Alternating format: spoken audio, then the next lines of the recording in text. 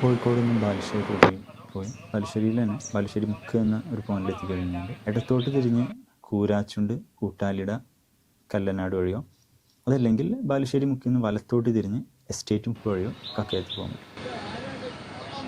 പോകുന്ന വഴിയിൽ തോണിക്കടവ്, കരിയാത്തും പാറ എന്നിവിടങ്ങളിലെ കാഴ്ചകൾ ഇതുപോലെയൊക്കെയാണ്.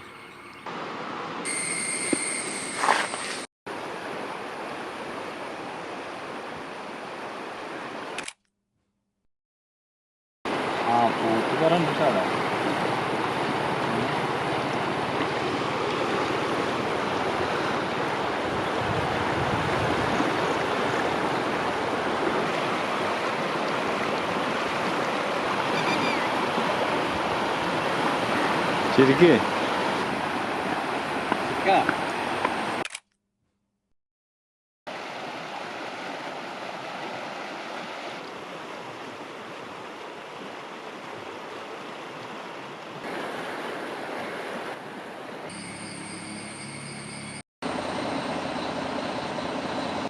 ഇവിടെ നിന്ന് കുറച്ച് ദൂരം പോയാൽ അങ്ങാടിയിലെത്തി. കുറച്ച് കടകളും ഒരു ഹോട്ടലും ചർച്ചും മുസ്ലിം പള്ളിയും അതുപോലെ തന്നെ കക്കയം ഡാമിൽ നിന്ന് വരുന്ന വെള്ളം ഉപയോഗിച്ച് വൈദ്യുതി ഉൽപ്പാദിപ്പിക്കുന്ന 1-2 ചെറുകിട വൈദ്യുത പ്രൊജക്റ്റുകളും ജനറേറ്ററും ഇവിടെ കാണാൻ പറ്റും.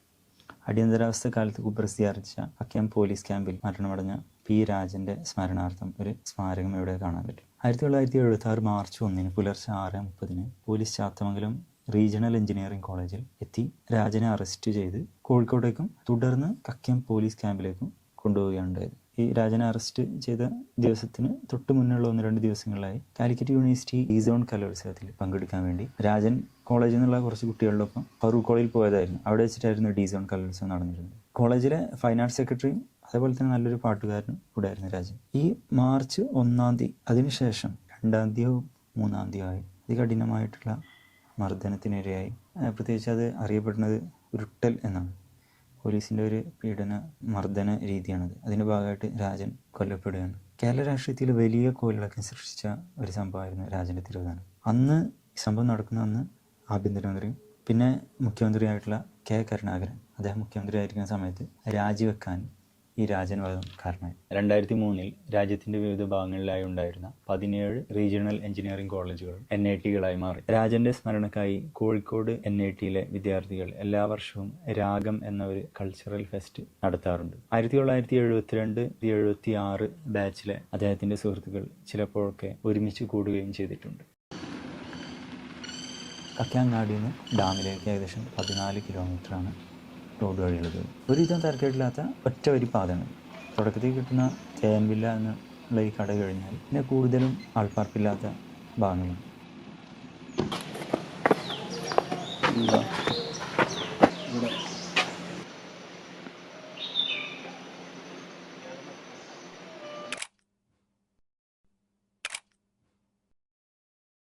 കക്കയം ഡാമിൽ നിന്ന് വരുന്ന പെൻസ്റ്റോക്ക് പൈപ്പുകൾ ദൂരെ നമ്മൾ കാണാം. അത് തന്നെ അല്ലല്ല. പോകുന്ന വഴിയിൽ ചെറിയ അരുവികളും 1-2 വ്യൂ പോയിന്റും കക്കയം വാലി വ്യൂ പോയിന്റ് അതേപോലെ പനോരമ വ്യൂ പോയിന്റ് എന്നൊക്കെയാണ് ഇതിന് പേര്. പിന്നിട്ട വഴികളിൽ ഏകദേശം മുഴുവനായിട്ടും കാണാൻ പനോരമ വ്യൂ പോയിന്റിൽ നിന്നാണ്.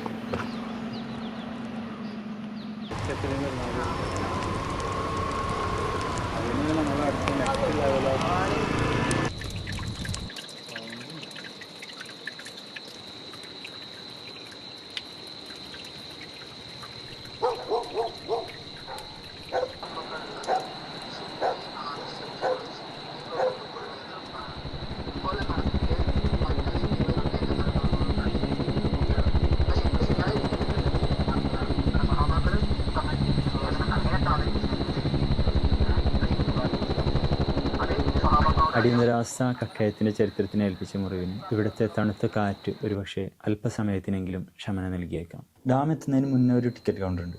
മുതിർന്ന ആളുകൾക്ക് ഏകദേശം 50 രൂപയാണ് ഇവിടെ ചാർജ്, എൻട്രി ഫീസ്. മുകളിലെത്തിയാൽ 20 രൂപയുടെ വേറൊരു ടിക്കറ്റും അതേപോലെ തന്നെ വാഹനങ്ങൾക്കായിട്ട് പാർക്കിങ്ങിൻ്റെ ചാർജ് ഉണ്ട്.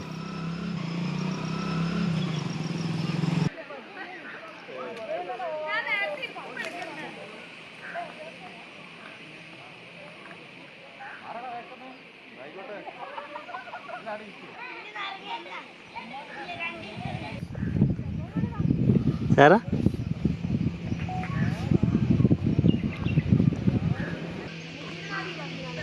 ഒരു സ്വിച്ച് ഇട്ടാൽ ആരംഭിക്കുന്നത് പോലെ ചിവിടിൻ്റെ സൗണ്ട് പെട്ടെന്ന് ഒന്നിച്ചുള്ള സൗണ്ട് നമുക്ക് കേൾക്കാൻ പറ്റും. ഒരു കുറച്ച് കഴിയുമ്പോൾ നിൽക്കും, ഇനി വീണ്ടും തുടങ്ങും.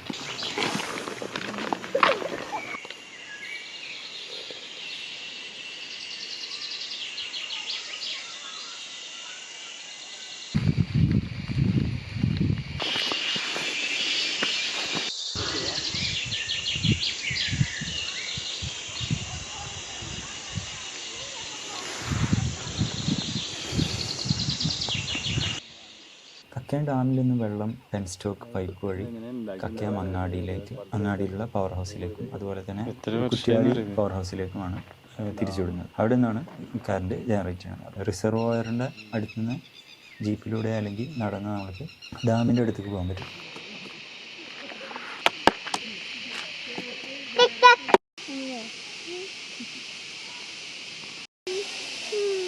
കക്കയം ഡാം കഴിഞ്ഞ് കുറച്ചും കൂടെ നമ്മൾ മുന്നോട്ട് പോയി കഴിഞ്ഞാൽ ഉരുക്കുഴി വെള്ളച്ചാട്ടം കാണാൻ പറ്റും. അതൊരു കല്ല് പാകിയിട്ടുള്ള ഒരു വഴിയാണ്. ഉരൽ പോലെയുള്ള ഒരു കുഴികൾ ഇവിടെ പല സ്ഥലങ്ങളിലായിട്ട് കാണാം.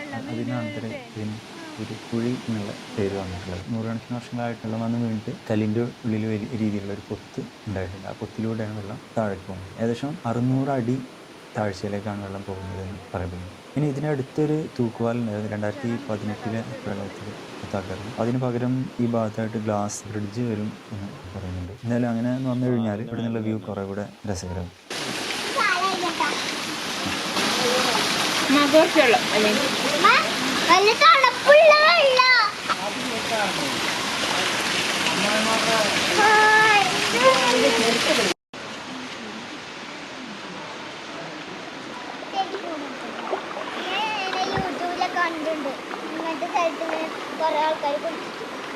ഭയങ്കര തണുപ്പിട്ടോ, ഭയങ്കര തണുപ്പ്.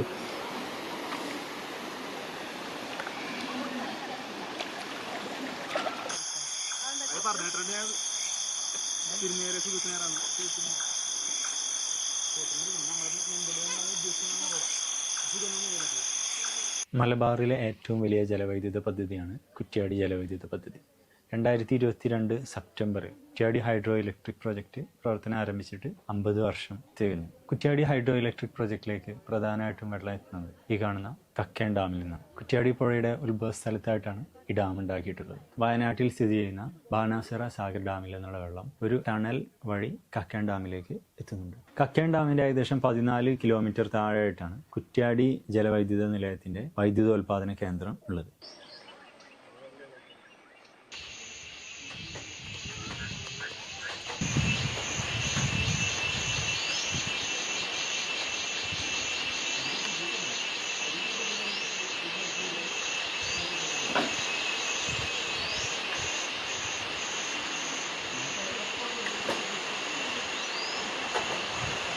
മഴ ആരംഭിക്കുന്ന കാഴ്ചയാണെങ്കിൽ ചുരത്തിന് മുകളിൽ മഴ പെയ്താൽ താഴേക്കുള്ള യാത്ര ബുദ്ധിമുട്ടാകും. വെള്ളം ശക്തമായ റോഡിലൂടെ ഇരച്ചു വരും. മഴക്കാലം അല്ലാത്ത സമയങ്ങളിലും ഈ ഭാഗങ്ങളിൽ പലപ്പോഴും മഴ പെയ്യുന്നുണ്ട്.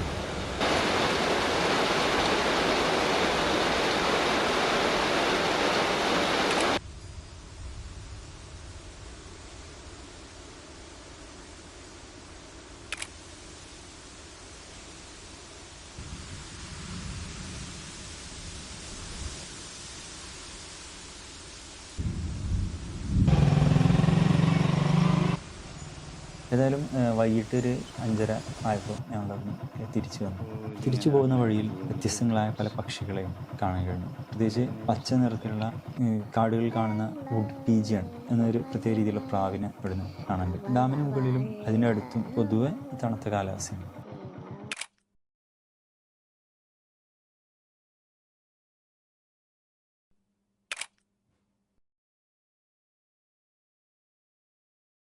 ഒരു ദിവസത്തെ ട്രിപ്പ് ഉദ്ദേശിച്ച് വരുന്ന ഏതൊരാളുടെയും മനം നിറക്കുന്ന കാഴ്ചകളാണ് സഹ്യപർവ്വതത്തിൻ്റെ ഈ മലനിരകളും താഴെ ഒഴുകുന്ന കുറ്റ്യാടി പുഴയും ഒരു കുഴി വെള്ളച്ചാട്ടവും കൂടുതലും നിശ്ചലമായി നിൽക്കുന്ന കക്കയം ഡാമും നമ്മൾക്ക് നൽകുക.